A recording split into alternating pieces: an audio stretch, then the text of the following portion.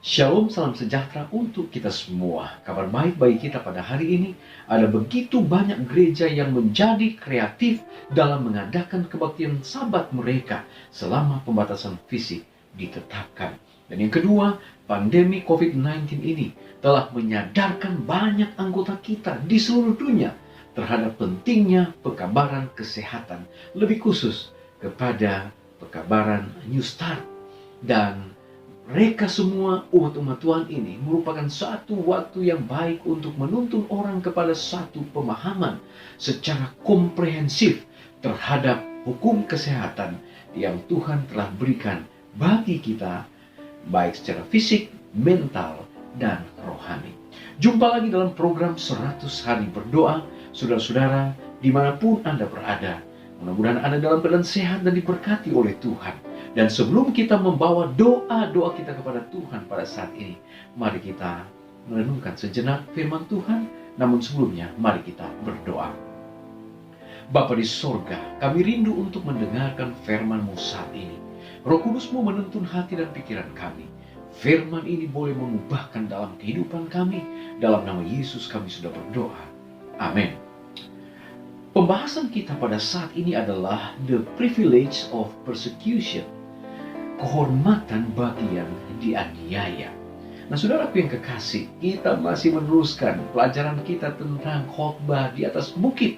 Dan pada saat ini kita sudah ada pada Matius pasal yang kelima, ayatnya yang ke-10. Firman Tuhan berkata demikian, berbahagialah orang yang dianiaya oleh sebab kebenaran, karena mereka yang mempunyai kerajaan sorga. Saudaraku yang kekasih, di dalam buku khotbah di atas bukit, halaman yang ke-29, Ellen G. White menuliskan, Yesus tidak menyajikan harapan untuk memperoleh kemuliaan dan kekayaan duniawi kepada pengikut-pengikutnya, tetapi Ia menunjukkan kepada mereka tentang kehormatan dengan berjalan bersama Tuhan. Mereka dalam jalan penyangkalan diri dan celaan, karena dunia tidak mengenal mereka. Saudara yang kekasih, saat mana kita menjadi pengikut Yesus, sesungguhnya ada tantangan-tantangan yang kita akan hadapi. Saat kita tergabung di dalam barisan umat-umat Tuhan, ada yang akan dicemooh, ada yang akan mendapatkan satu perlakuan yang tidak baik, bahkan ada yang akan dianiaya oleh sebab kebenaran. Nah, saudara yang kekasih dalam Tuhan kita Yesus Kristus, di dalam Alkitab, kalau kita melihat tokoh-tokoh di Alkitab selain Yesus, murid-murid Yesus, mereka mengalami aniaya yang luar biasa. Mereka memberikan satu pengalaman-pengalaman yang menarik tentang Yesus. Saudara yang kekasih, mari kita lihat tokoh-tokoh yang dianiaya oleh sebab kebenaran, mereka yang mati syahid di dalam Alkitab, di antaranya adalah Stefanus. Kita tahu bersama bahwa dia mati dilontar dengan batu. Tetapi ketika dia dilontar dengan batu, sebelum nafasnya berakhir, dia masih sempat mengucapkan apa? Kata-kata yang diungkapkan oleh Yesus di atas kayu salib. Ya Bapa, ya Tuhan, ampunilah mereka, oleh karena mereka tidak tahu apa yang mereka perbuat.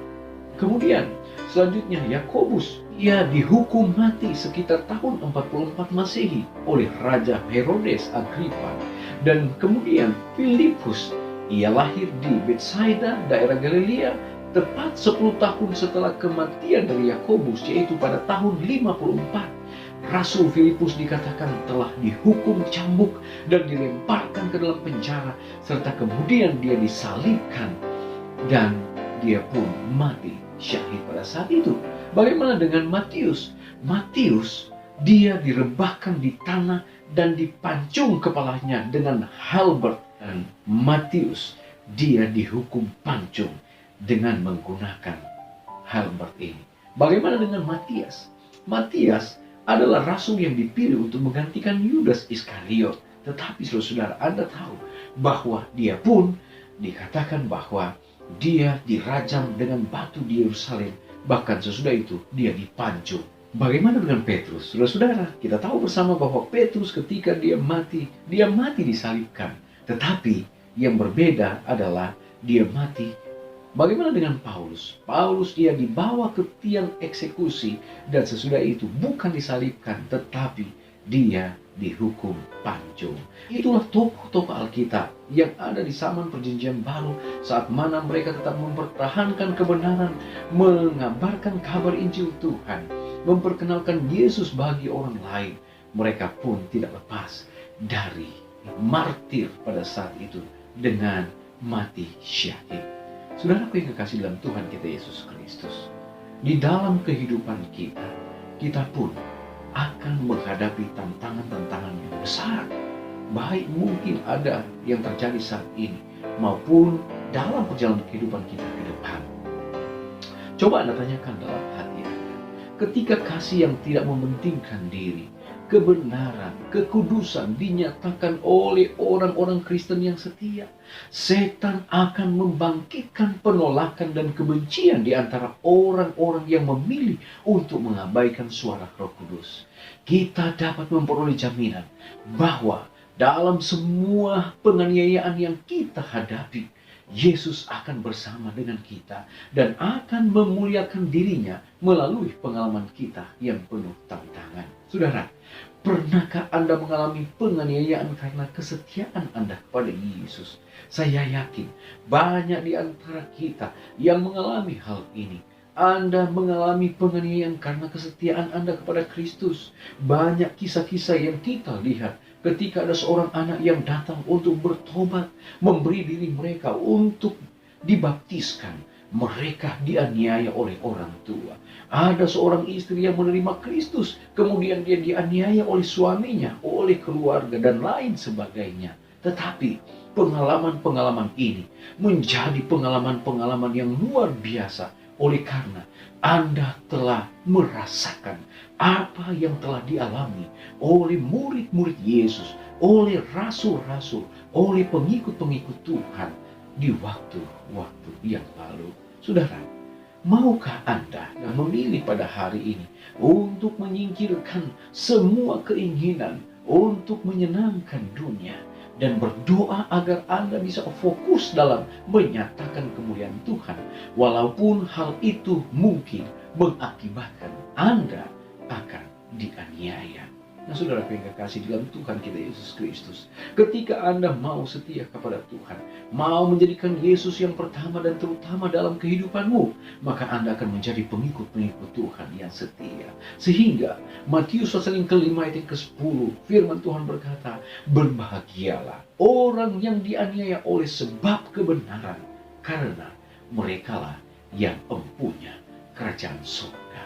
Kiranya Allah memberkati kita pada hari ini, adalah doa dan harapan kita saat ini. Amin.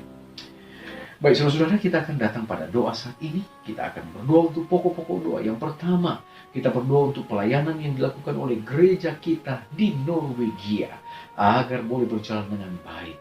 Yang kedua, kita berdoa untuk 2 mobil van, mobil kesehatan di Meksiko, agar itu boleh menjadi berkat bagi pasien-pasien yang terkena COVID-19. Sehingga itu pun boleh menjadi sarana untuk penarikan jiwa. Kemudian kita berdoa agar terjadi kebangunan rohani yang sejati bagi umat-umat Tuhan ketika pandemi COVID-19 ini terjadi. Dan yang keempat, kita berdoa untuk gereja di Burundi agar mereka boleh melewati setiap pergumulan dan masalah yang mereka hadapi saat ini. Baik, saudara-saudara, mari kita menghadap Tuhan. Kita satu dalam doa. Bapa di sorga, terpujilah Engkau ya Allah, oleh karena kami boleh menikmati akan berkat Tuhan lewat program 100 hari berdoa. Biarlah firman Tuhan yang kami boleh nikmati saat ini dapat menolong kami. Kami boleh berbahagia oleh karena janji Tuhan. Kalau kami mempertahankan kebenaran, ketika kami pun akan menghadapi penganiayaan, kami boleh mendapatkan perlindungan dan penyertaan dari surga. Jauh lebih daripada apa yang kami bayangkan, yaitu keselamatan dan satu kehidupan yang kekal Tuhan telah siapkan bagi kami. Bapa di sorga, pada saat ini Tuhan, kami mau berdoa untuk pokok-pokok doa, khusus untuk gerejamu yang berada di Norwegia. Ketika mereka mendirikan Center of Influence, kiranya Tuhan akan berkati, sehingga mereka boleh menjangkau jiwa-jiwa untuk dimenangkan sampai pada hari Maranatha banyak yang boleh diselamatkan. Bapa, kami juga mau berdoa Tuhan untuk 2 mobil van yang digunakan oleh gereja kami yang berada di Meksiko. Biarlah lewat mobil ini dapat menolong akan mereka yang mengalami kesulitan di saat pandemi COVID-19 ini. Bapa, kami juga mau berdoa saat ini untuk semua umat-umat Tuhan di seluruh dunia. Tolonglah kami Bapa, agar kami lebih dekat dengan Tuhan. Boleh menyadari bahwa walaupun kami akan menghadapi aniaya sekalipun, kami akan mendapatkan pertolongan, perlindungan, dan penyertaan Tuhan. Kami juga berdoa Tuhan untuk umat-umat Tuhan yang berada di Burundi. Saat mana mereka mengalami satu tantangan yang besar, biarlah Tuhan akan berkati pergumulan-pergumulan yang mereka hadapi. Untuk umat-umatmu di Burundi, Tuhan tolong agar mereka boleh mendapatkan jalan keluar. Terpujilah Engkau ya Allah, dengarlah doa kami, ampuni dosa kami. Dalam nama Yesus kami sudah berdoa. Amin. Baik saudara, puji Tuhan kita boleh mendengarkan firman Tuhan dan kita boleh membawa doa-doa kita kepada Tuhan. Kita akan jumpa lagi pada besok hari. Mari berdoa, kita tidak berdoa sendirian. Tuhan Yesus memberkati kita. Amin.